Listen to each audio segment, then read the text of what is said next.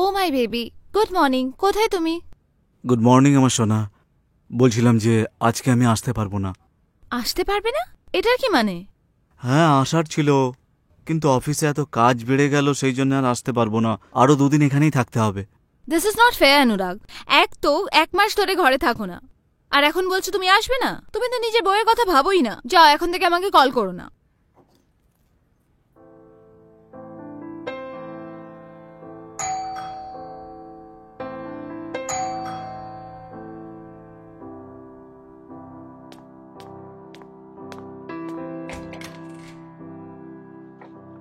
অনুরাগ, তুমি? তোমার তো আসার কথা ছিল না, এখন কি করে এলে? আরে আমার সোনা, সারপ্রাইজ দেওয়ার ছিল তোমাকে। এই এই খুশিটাই তো দেখতে চেয়েছিলাম আমি। আচ্ছা, নটি। আরে দরজার ধারে দাঁড়িয়ে থাকবো, ভেতরে আসতে বলবে না? তোমারই ঘর, আসো আসো। হ্যাঁ, এটা তো আমারই বাড়ি।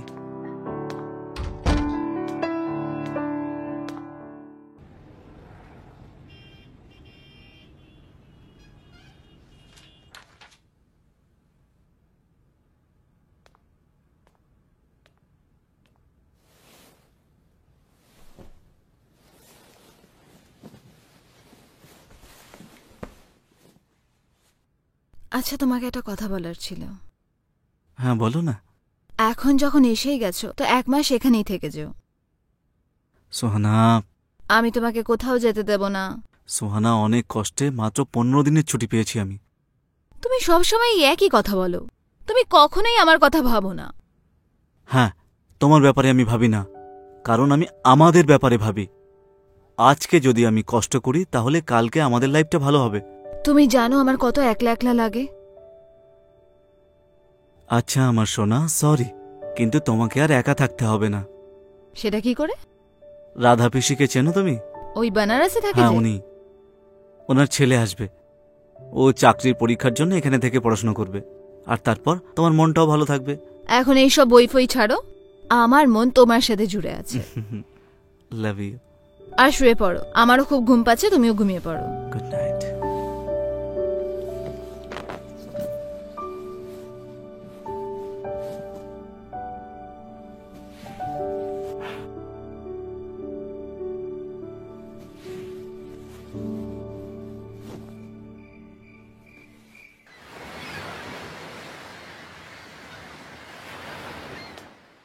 এসো, বসো কবির। আরে বাহ দাদা, ঘরটা তো দারুণ বানিয়েছো। তোমার বৌদি সাজিয়েছে এসব। আর গ্রামে সব ঠিক আছে তো? সব ঠিক আছে। বৌদি কোথায় এখন? ওই তো এসে গেছে, ওই দেখো। এই নাও জল, কবির। নমস্কার বৌদি। নমস্কার। আর বলো, কেমন আছো? বাস একদম দারুণ। এসো, বসো। আর পিসি কেমন আছে? একদম দারুণ আছে। উনি বলছিলেন আপনার ব্যাপারে। আচ্ছা। আমি আসছি তাহলে কবির। এই হলো তোমার বাড়ি, আর এই হলো তোমার বৌদি। তোমরা যা খুশি করো, আমি তো আর বাড়িতে থাকি না। তোমার দাদা না আমার জন্য টাইমই নেই, ব্যাস শুধু নিজের কাজ কাজ আর কাজ। আমার দিকে তো তাকাই না। আরে দাদা, বৌদির কথা কেন শুনছো না? তাই বলে কাজ করা বন্ধ করে দেবো? করো, কিন্তু আমার জন্য সময় বার করো। Point to be noted madam. Let's C.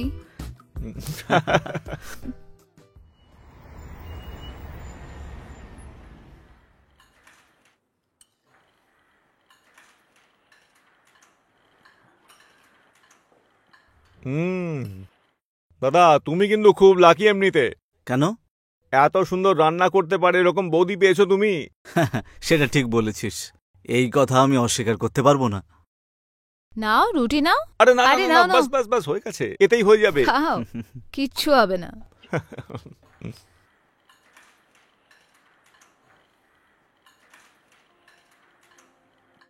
Sohana, আজ রাতের ফ্লাইটে আমি দিল্লি যাচ্ছি। আবার? তোমার তো এটা প্রত্যেকবারের গল্প। আজই তো কবির এসছে। দেখো, এটা কাজ, আর্জেন্ট কাজ, সেই জন্য যেতে হচ্ছে। তুমি বলো ওনাকে আর বোঝাও। আরে দাদা, থেকে যাও না, এইমাত্র এলাম আমি। না কবির, আর্জেন্ট কাজ যদি না হতো তাহলে আমি থাকতাম, কিন্তু যাওয়াটা খুবই জরুরি। সোহানা, এই সোহানা। ছেড়ে দাও। আচ্ছা ঠিক আছে, একটা কাজ করো। কবির তো এইমাত্রই এলো, তাই না? ও আমাদের শহরটাও দেখেনি। তুমি ওকে আমাদের শহরটা ঘুরিয়ে দেখাও, ঠিক আছে? ঠিক আর আছে। দেখবে সময় টুক করে বেরিয়ে গেছে। যেরমটা তুমি বলো হুজুর। গুড। আর কবির, হুম, বৌদির খেয়াল রাখাটা হলো তোমার দায়িত্ব। একদম দাদা, একদম টেনশন নিও না তুমি। দেখবে ওর যেন মন খারাপ না হয়। আরে এবার তো হাসো হাসো।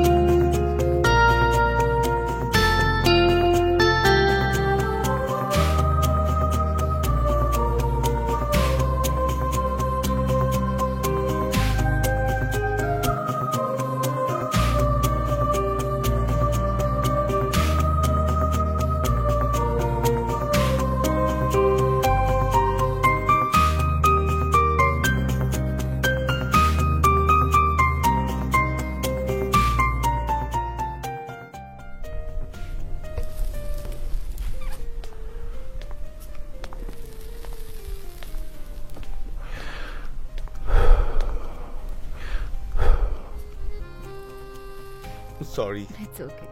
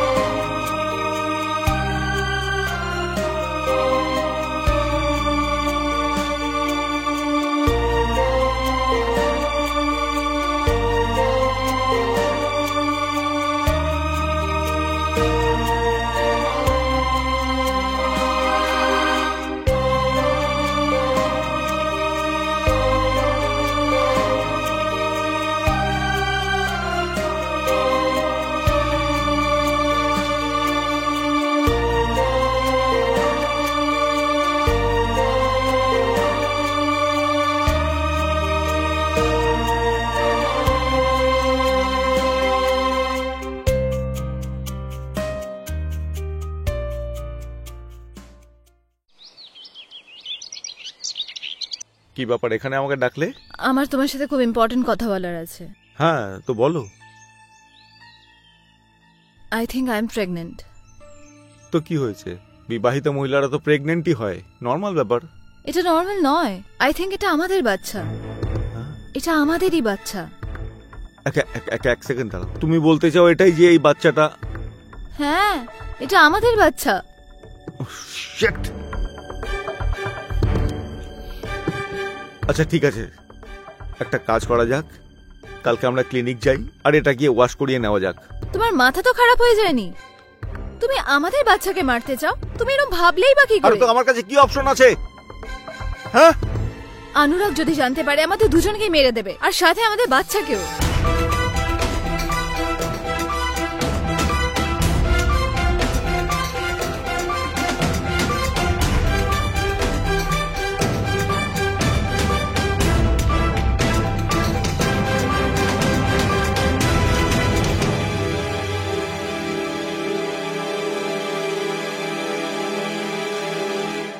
আই থিঙ্ক আমাদের ওকে মেরে দেওয়া উচিত।